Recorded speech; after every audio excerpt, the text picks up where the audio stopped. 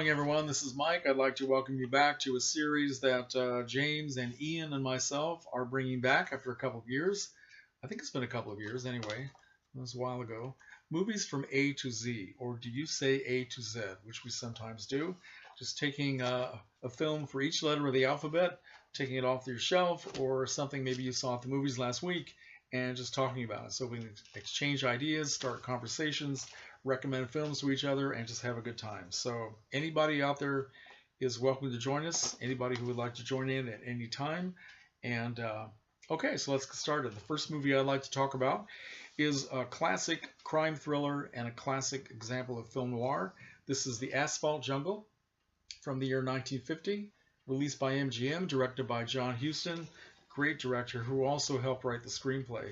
The Asphalt Jungle has the subtitle The City Under the City, and wow, it's all about what somebody comes up with the idea for the greatest heist ever made. Yeah, you've heard that before, right? And it all goes wrong step by step. Everything goes wrong.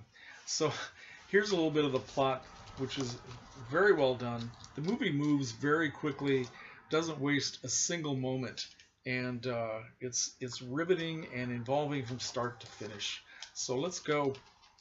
There's a guy who's just got out of prison, played by Sam Jaffe. His name is Doc Riedenschneider. He's not really a doctor, or maybe it was at one time, but he's a German guy who has just spent 7 years planning what he considers to be a foolproof heist to rob a jewelry store in an unnamed Midwestern city. I don't know if it's supposed to be Chicago or St. Louis. It's never said.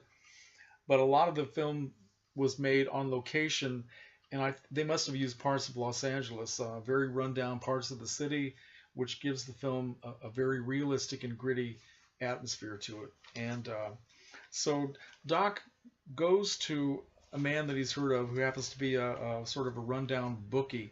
His name is Cobby, played by actor Mark Lawrence, and they decide to go in together and get this heist started.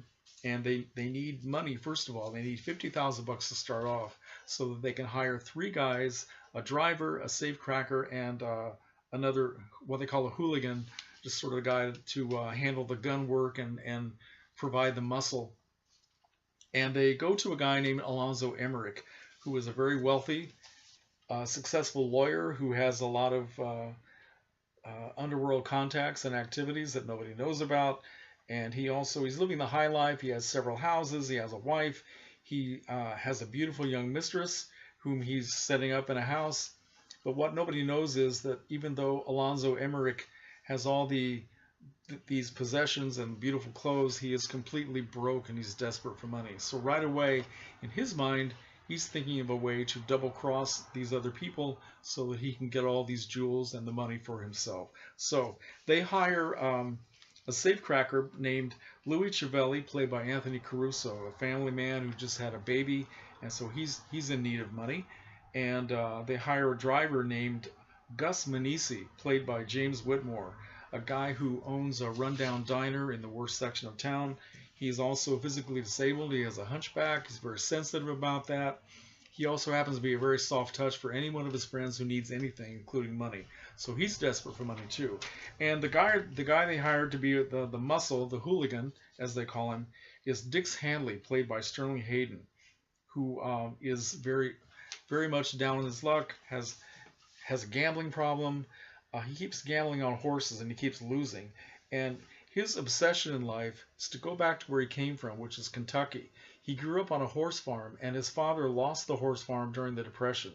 So Dix is obsessed with making enough money any way he can so that he can leave this city and go back and rebuy this horse farm that his father lost. Okay?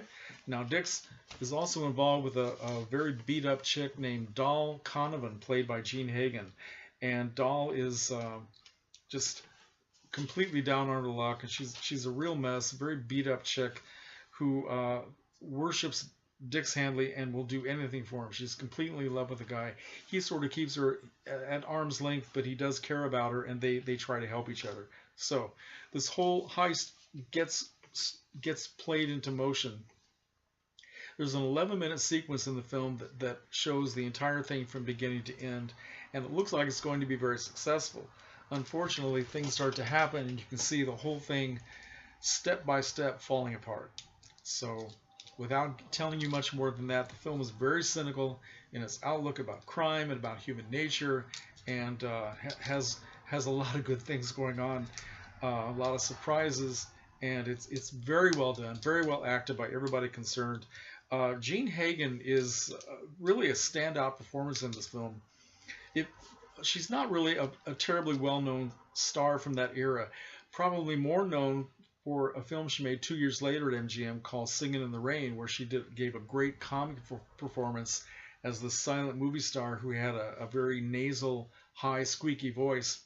So she's thought more of as a comedian, but in this film she plays a very serious role, and it's a fantastic performance. So if you don't know anything about Jean Hagen other than Singing in the Rain, you might want to check out this film. Sterling Hayden is great as Dix Handley, who really has the biggest part of the movie.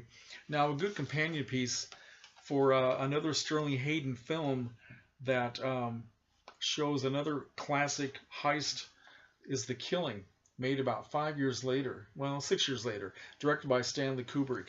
Another doomed character played to the hilt by Sterling Hayden. So you might want to check that out after you watch The Asphalt Jungle.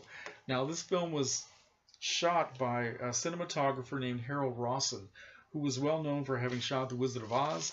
He would also go on to do Singing in the Rain and another classic film called The Bad Seed. And he was also married for a time in the 1930s to Jean Harlow. So what else do I want to say about this? Well, probably one of the other big things that this film is known for is a supporting role by Marilyn Monroe. When she was just starting out, she had already made a few films in the 1940s, very small parts, and was trying to get a foothold in Hollywood. So John Huston gave her a big chance here. She only has 2 scenes in the film. She plays the young mistress of Alonzo Emmerich. Her name is Angela Finley. And even though she only has 2 scenes, she really makes an impression. And it's a very different kind of a Marilyn Monroe than you would see later on when she became a huge star. She's very slim and trim, has kind of a 1940s hairstyle, and she's not the voluptuous blonde that you would see a few years later. She's still very beautiful, has a terrific figure, and she gives a good performance. Her facial features are a little bit different because sometime in the early 1950s, Marilyn Monroe had, I think, her nose fixed or something, so her features are a little bit different, but she's still very beautiful. And a couple of years down the road, when she was the biggest star in the world, MGM re-released this film, and they made it look like Marilyn Monroe was the top star, which of course she was not. But yeah, she will always be known for that. Right after she did this, I believe she went over to 20th Century Fox to do All About Eve, and that's when her upward spiral really started. So I think that's all I want to say about this. Absolutely worth seeing. If you have not seen The Asphalt Jungle, give it a chance. It's well acted, well written, well directed, just a classic film. For anybody who likes film noir, or for anybody who likes John Huston, give it a shot. Okay, so that is my first film for movies from A to Z. We will be back in a week. I think we're going to do this every Monday. I think that's the plan here. So see you next week. Thanks.